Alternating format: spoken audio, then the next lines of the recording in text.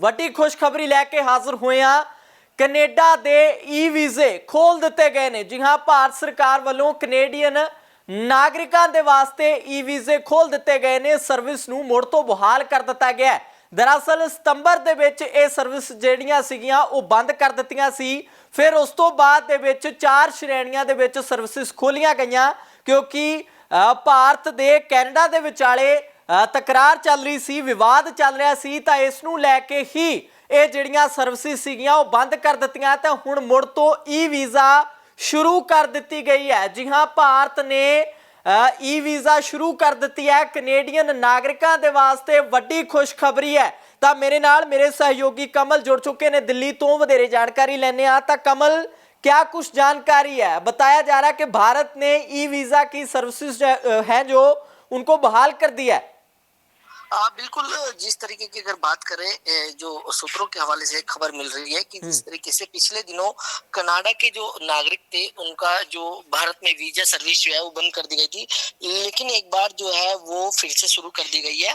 और सूत्रों के मुताबिक अगर बात करें तो ई वीजा सर्विस जो है वो खोल दी है। और इससे क्योंकि पिछले दिनों की अगर बात करें तो जिस तरीके से नेजर की हत्या हुई और जो ट्रूडो द्वारा जो वहाँ के बयान दिया गया है, तो उसके बाद जो है ये सर्विस जो है वो बंद कर दी थी। और पिछले दिनों ये सर्विस जो है वो खोल भी दी गई थी, लेकिन उस पर कुछ जो चीजें हैं वो कहीं ना कहीं उस पर कहीं ना कहीं जो चीजें थी वो कहीं ना कहीं उस पर अप्लाई करने के लिए कहा गया था। लेकिन अब पूरी तरीके से जो है जानकारी मिल रही है कि अब ये सर्विस जो है वो शुरू कर दी गई है।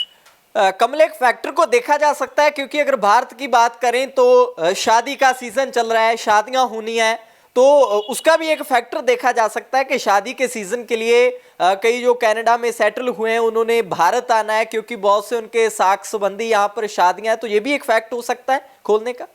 बिल्कुल, जिस तरीके से देखो ये भारत और कनाडा के संबंधों की बात है। पिछले दिनों जिस तरीके से बयान दिया गया और बयान दिए जाने के बाद जो है वो दोनों देशों के बीच आपसी संबंध जो है वो ऐसे हो गए थे कि जिससे कि जो ई वीजा सर्विस थी वो बंद कर दी गई थी।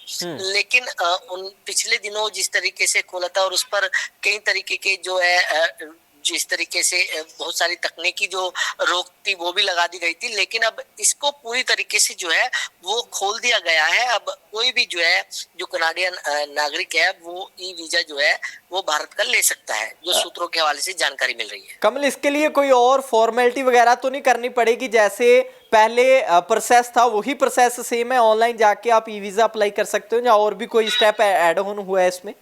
तो बिल्कुल, जिस तरीके से पहले का जो प्रोसीजर था उसी तरीके से जो है ई वीजा जो है अप्लाई हो सकता है और ई वीजा मिल जाएगा। ठीक है, बहुत बहुत शुक्रिया कमल, हमारे साथ जानकारी आपने साझी किया है। ਤਾਂ ਕੈਨੇਡਾ ਨੂੰ ਲੈ ਕੇ ਵੱਡੀ ਖਬਰ ਸਾਹਮਣੇ ਆਈ ਹੈ, ਖਾਸ ਕਰਕੇ ਜਿਹੜੇ ਕੈਨੇਡੀਅਨ ਭਾਰਤੀ ਹੈ ਜਿਹੜੇ ਉੱਥੇ ਸੈਟਲ ਹੋਏ ਸੀ, ਤਾਂ ਉਹਨਾਂ ਦੇ ਵਾਸਤੇ ਇਹ ਵੱਡੀ ਖਬਰ ਹੈ। ਭਾਰਤ ਨੇ ਮੁੜ ਤੋਂ ਈ ਵੀਜ਼ਾ ਸਰਵਿਸ ਜਿਹੜੀ ਹੈ ਉਹ ਬਹਾਲ ਕਰ ਦਿੱਤੀ ਹੈ। ਸਤੰਬਰ ਦੇ ਵਿੱਚ ਭਾਰਤ ਦੇ ਕੈਨੇਡਾ ਵਿਵਾਦ ਸੀਗਾ, ਸੋ ਉਸ ਤੋਂ ਉਪਰੰਤ ਹੀ ਇਹ ਸਰਵਿਸਿਸ ਨੂੰ ਬੰਦ ਕਰ ਦਿੱਤਾ ਗਿਆ। फिर उस तो बाद 4 श्रेणियां दे विच वीज़ा सर्विसिस शुरू कीतियां गईयां।